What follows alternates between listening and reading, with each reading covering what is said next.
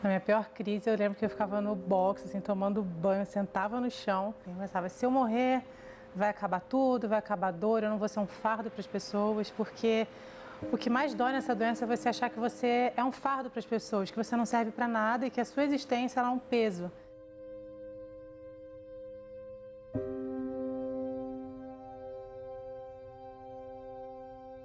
Eu comecei a cantar com 15 anos e bem nessa época foi assim o boom das redes sociais, né, um pouco mais para frente. E eu estava bem no meio desse movimento onde as pessoas falavam o que queriam falar. Eu lembro que eu só recebi na minha vida carinho e amor pessoalmente. Mas as redes sociais começou algo muito novo na minha vida, que eram críticas muito duras a coisas que eu nem sabia que eu estava, por exemplo, fazendo errado. E algumas pessoas são mais sensíveis, outras são mais fortes. Eu acredito que eu me tornei um pouco sensível a isso. Se a gente não está aparecendo na internet, a gente parece que não existe, né? E a gente tem que estar mostrando coisas e vendo coisas. Então, a gente precisa estar trazendo isso para a consciência, sim, porque senão a gente não para. O dia parece que não é o suficiente para você ver tudo. O final de semana não é o final de semana do descanso, é o final de semana para você aproveitar e gravar e filmar coisas e participar nesse excesso de coisas. Segundo a Organização Mundial da Saúde, em 2019, cerca de 18 milhões de brasileiros sofreram de transtornos de ansiedade generalizada, quase 10% da população.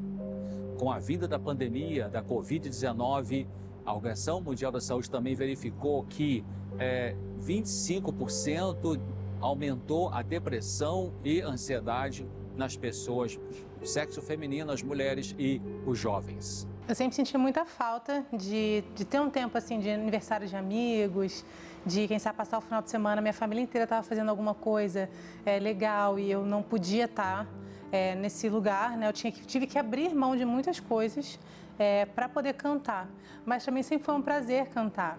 Eu poder levar alguma coisa boa para as pessoas, poder levar, de certa forma, um entretenimento cristão, isso me fazia muito bem, eu gostava bastante. Mesmo perdendo, eu ganhava. A gente está vivendo num tempo de excessos, né? Um tempo de muito excesso. Então, precisa de muita consciência dos pais para perceberem que eles estão, de repente, expondo essas crianças a um exagero de estímulos. Já há um estímulo meio que, vamos dizer, entre aspas, natural, né? Muita coisa acontecendo e tem muita coisa que a gente quer ver, que a gente quer participar, que a gente quer conviver, enfim. E as crianças, não diferente da gente, né, dos adultos, do mundo dos adultos, são muito estimuladas.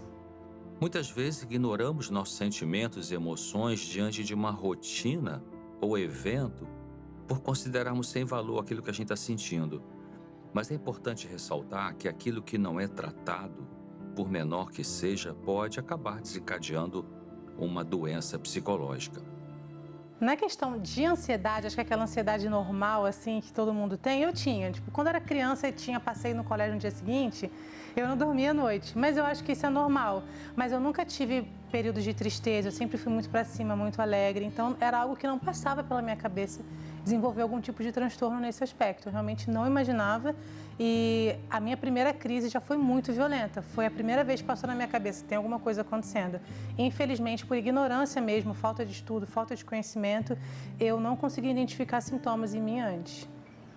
As pessoas negam, né? Não está acontecendo, é uma fase, vai passar, né? Mas eu acho que a gente pode ficar atento assim, que tempo que dura uma fase, né? De estresse, de desconforto, né? Quanto tempo que dura? Uma semana? 2?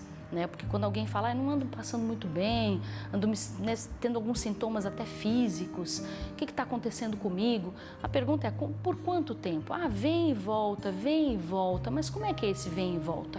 O professor de psiquiatria Adalberto Barreto, ele disse uma frase interessante. Quando a boca fala, os órgãos saram.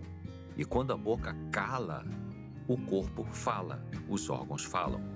Isso quer dizer que ignorar os sinais ou sintomas não faz com que os problemas desapareçam. Muito pelo contrário, só acende um alerta que muitas vezes pode se manifestar de uma forma complicada, de uma forma grave, demonstrando ter uma doença a ser tratada. É o que aconteceu. O meu marido chegou em casa, ele abriu a porta, lembra que a gente morava num apartamento que você abria a porta assim da cozinha, a porta da casa dava direto na cozinha, assim, aquele apartamento de recém-casado, era tudo bem pequenininho, e eu estava machucando o meu braço, que na verdade durante 8 meses eu machuquei por muito tempo o meu braço.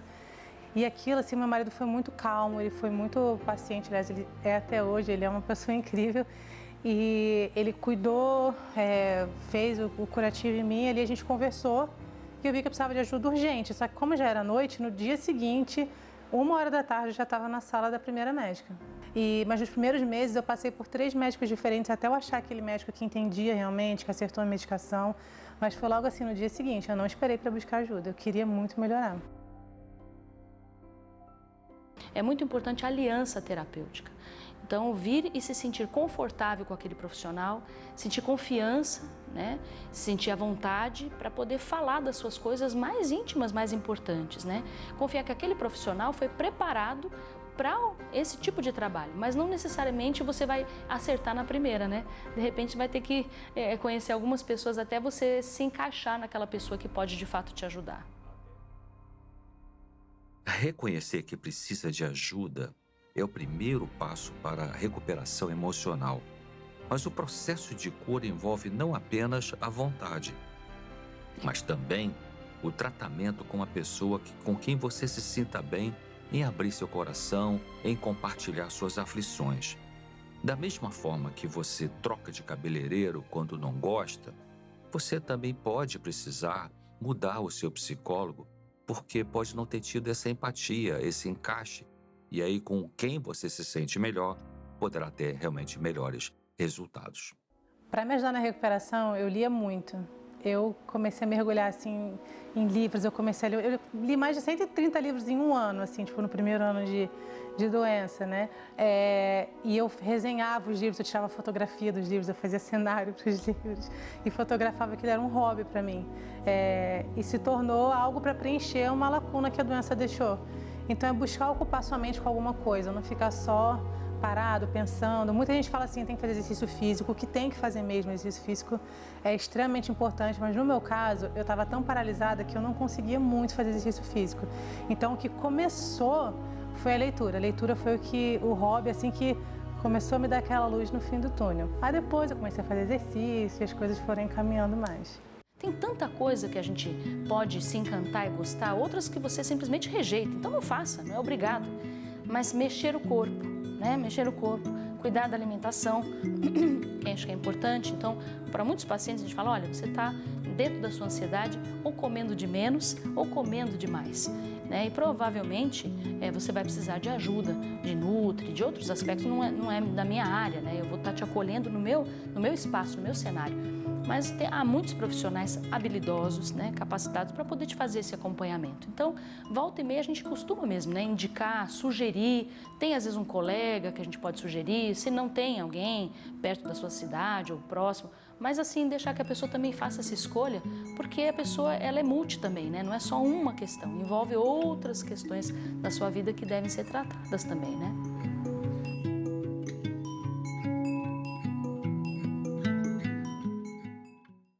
Não, nosso relacionamento, o meu e do meu marido, durante esse período que eu fiquei doente, ele foi incrível, ele foi muito paciente. É algo assim, conviver com uma pessoa que tem um transtorno de ansiedade generalizado, que acaba caindo ou num quadro de pânico ou num quadro de depressão, não é fácil. Não é fácil, a gente tem que tirar o chapéu para essas pessoas realmente. Eu que estava tão focada na minha dor e no meu sofrimento que eu não conseguia enxergar o sofrimento, por exemplo, dele ou da minha mãe ou das pessoas à minha volta. Então, a pessoa que é cuidadora de uma pessoa que está doente, tem que orar muito, tem que estar muito próximo de Deus, tem que interceder pela pessoa que está doente e tem que ter muita paciência e muito amor. Eu lembro que a Darleide falava para mim, o amor cura, o amor vai te curar. E foi bem isso mesmo, o amor que me curou. Foi um dos maiores remédios que eu tomei, foi o amor. Ter o apoio da família faz toda a diferença no tratamento. Isso ajuda a pessoa a enxergar a situação de uma outra forma e a fortalece para continuar lutando e buscando melhorar a cada dia, porque com apoio familiar realmente a pessoa se sente mais animada a seguir o tratamento que ela precisa. A recaída nunca, não é porque a gente já está acostumada que ela se torna mais fácil, ela continua sendo muito difícil. A diferença é que você compreende o que você está sentindo. Numa primeira crise, você toma um susto, você fala, o que é isso? Que sentimento é esse que eu nunca tive na minha vida? O que é isso que eu estou sentindo? O que é isso que eu estou fazendo? Eu vou morrer, você simplesmente você não entende. Hoje eu entendo perfeitamente todos os sinais, tudo o que acontece comigo. Eu já consigo, antes mesmo de, quando eu vejo que a coisa está começando a ficar estranha, eu já consigo interromper. Eu aprendi a me conhecer, são 6 anos, né? Desde que eu tive a primeira crise. Eu vivo uma vida normal. Mas se eu acordo um dia que eu sinto que tem alguma coisa acontecendo, eu já começo a interromper desde ali, quebrar ciclos, fazer alguma coisa. Então, assim, a gente está num processo, tudo é um processo. Ai, mas eu estava tão bem, agora eu piorei de novo, o que aconteceu? São gatilhos, são coisas da vida que podem trazer esse desconforto e pode vir de novo, né? Então, assim, eu falo, se você já passou, mais ou menos você sabe, não é um mundo desconhecido. Né? Claro que motivos podem ser outros, você está com outra idade, num outro momento da vida, né? Mas dizer assim, olha, isso pode voltar a acontecer. Então tenha assim uma mente despreocupada, né, se é possível, para que quando vier você vai saber atender e também essa rede e outros recursos que você vai poder usar, você não está sozinho. Fazendo o tratamento direitinho, buscando melhorar, com bastante ajuda, depois de um ano, assim, eu comecei a sentir bastante esperança e comecei a ter uma melhora muito grande. Na vida podemos sofrer de ansiedade exagerada ou excessiva quando estamos com algum conflito, algum estresse. Às vezes tem ansiedade agradável, né? Quando você está esperando uma coisa boa acontecer. Mas quando você vive tensões, conflitos mal resolvidos, a ansiedade aumenta. E aí você fica sem chão muitas vezes. Você pode então recorrer ao Deus Criador do Universo, pedir a Ele graça para poder te trazer iluminação sobre o que fazer para reduzir sua ansiedade. Ele vai trazer essa luz, vai trazer alguma orientação que você aplicando devidamente na sua vida vai fazer com que a sua ansiedade diminua e você possa ter uma melhor qualidade de vida. Então, peça essa graça ao Deus Criador do Universo e a sua ansiedade vai ter um caminho de solução.